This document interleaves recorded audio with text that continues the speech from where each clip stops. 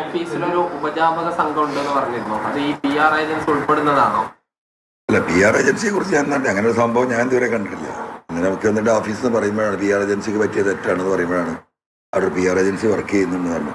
ഇതൊക്കെ ദുരൂഹമായി വർക്ക് ചെയ്യുന്നുണ്ടെന്ന് നമുക്കറിയില്ല. പ്രത്യക്ഷമായി വർക്ക് ചെയ്യുന്നത് നമ്മൾ കണ്ടിട്ടില്ല. പോലീസുമായിട്ടുള്ള ആരോപണം വന്നപ്പോൾ അവസാന ഘട്ടത്തിൽ താങ്കൾ പറഞ്ഞൊരാവശ്യം മുഖ്യമന്ത്രി ആഭ്യന്തരം ഒഴിയണമെന്നാണ്. അദ്ദേഹം അതിൽ പരാജയമാണ്. മുഖ്യമന്ത്രി സാധനം ഒഴിയണമെന്ന് കുറച്ചുകൂടി കടുപ്പിക്കുകയാണ്. അല്ല, കടുപ്പിക്കുന്നതല്ല, അതാണ് അദ്ദേഹത്തിന് നല്ലത്. അദ്ദേഹമാണത് ആലോചിക്കേണ്ടത്. അദ്ദേഹത്തെ സ്നേഹിക്കുന്ന ആളുകൾ അതാണ് ഉപദേശിച്ചു കൊടുക്കേണ്ടത്. ഇനി 1.5 വർഷം 1.25 വർഷമുള്ളത്. അദ്ദേഹത്തിന് ആരോഗ്യപരമായ പ്രശ്നങ്ങളുണ്ട്. ഇതെല്ലാം നിലനിൽക്കുകയാണ്. ഇത്രയും വലിയ ഒരവസ്ഥയിലേക്ക് പാർട്ടി എന്തിനാണ് അദ്ദേഹത്തെ തന്നെ വേറെ മുഖ്യമന്ത്രി ആവാൻ ശേഷിയുള്ളവർ ഈ പാർട്ടിയിലുണ്ടല്ലോ. പാർട്ടി ആലോചിക്കണ്ടേ? എന്തുകൊണ്ടാണ് പാർട്ടി ഇതൊന്നും ആലോചിക്കാത്തത്? എന്താ ഒരു ചർച്ചയ്ക്ക് എടുക്കാത്തത്? യഥാർത്ഥത്തിൽ ചെയ്യേണ്ടതല്ലേ?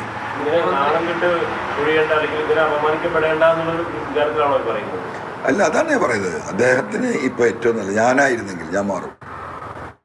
ഞാനാണ് പൊസിഷനിൽ ഇരിക്കുന്നെങ്കിൽ ഞാൻ മാറിയിരിക്കും.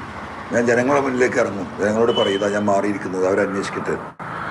ഒരു ജുഡീഷ്യൽ അന്വേഷണത്തിന് പോലും ഇത്രയും കോംപ്ലിക്കേറ്റഡ് ആയി, ഇത്രയും സംശയാസ്പദമായി നിൽക്കുന്ന ഒരു വിഷയം, ഈ ഒരു ജുഡീഷ്യൽ അന്വേഷണത്തിന് പോലും തയ്യാറാകാതെ ഈ ADGP അജിത് കുമാറിന്റെ അടിമകളായിട്ടുള്ള പോലീസ് ഓഫീസർമാർ വെച്ച് ഈ അന്വേഷണം അട്ടിമറിക്കാൻ നിൽക്കുമ്പോൾ എന്ത് സത്യസന്ധത അതിലുള്ളത്? എന്ത് നീതി അതിലുള്ളത്? ഒന്നുമില്ലല്ലോ. ജനം തീരുമാനിക്കട്ടെ. ഇന്നലെ മുഖ്യമന്ത്രി കോഴിക്കോട് പ്രസംഗിച്ചത് അൻവറിന് പിന്നിൽ വർഗീയ ശക്തികൾക്ക് നാക്ക് വാടകയ്ക്ക് നൽകി വായിൽ തോന്നിയത് വിളിച്ചു പറയുന്നു. അതിനൊന്നും മറുപടി പറയേണ്ടതില്ല. അതവർ പറയണമെന്ന്. ഇപ്പോൾ നിലമ്പൂരിൽ ചേർന്ന 10-15 ആളുകൾ ഈ പറഞ്ഞ സാമൂഹ്യ വിരുദ്ധരാണല്ലോ. മാമി കേസുമായി കോഴിക്കോട് കൂടിയവർ ആയിരക്കണക്കിന് ആളുകൾ, അതും സാമൂഹ്യ വിരുദ്ധരാണല്ലോ. ഒരു മിനിറ്റ്.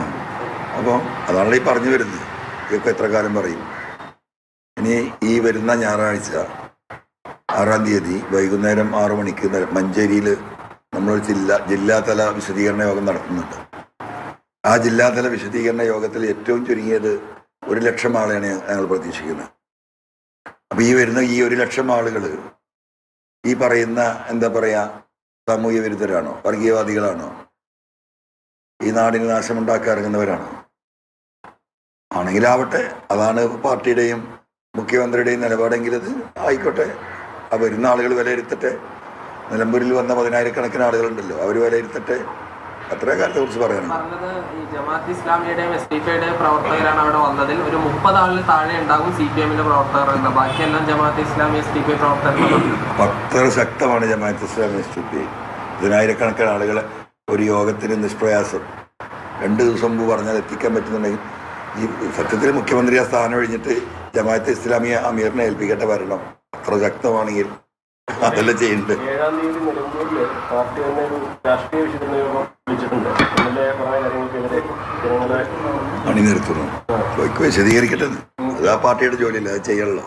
പക്ഷെ ഇത് വിശദീകരിച്ച് ഈ പറഞ്ഞ പോലെ കുളിപ്പിച്ച് കുട്ടിയില്ലാതായി എന്ന് പറഞ്ഞതുപോലെ ആ കുളിപ്പിക്കലപ്പം നടക്കുന്നത്. മനസ്സിലായോ? ആദ്യം കുറെ സോപ്പിട്ട് ഒഴിഞ്ഞു നോക്കി, പിന്നെ എണ്ണിട്ട് ഒഴിഞ്ഞു നോക്കി. ഇപ്പൊ ഈ നാടൻ വസ്തു എന്താ പറയുന്നത് താളി എന്ന് പറയും. സോപ്പിന് പകരം ഉപയോഗിക്കുക. അതിട്ടിട്ടാണ് കഴുകി വെക്കണം. ആ കുളിപ്പിക്കൽ നടക്കട്ടെ.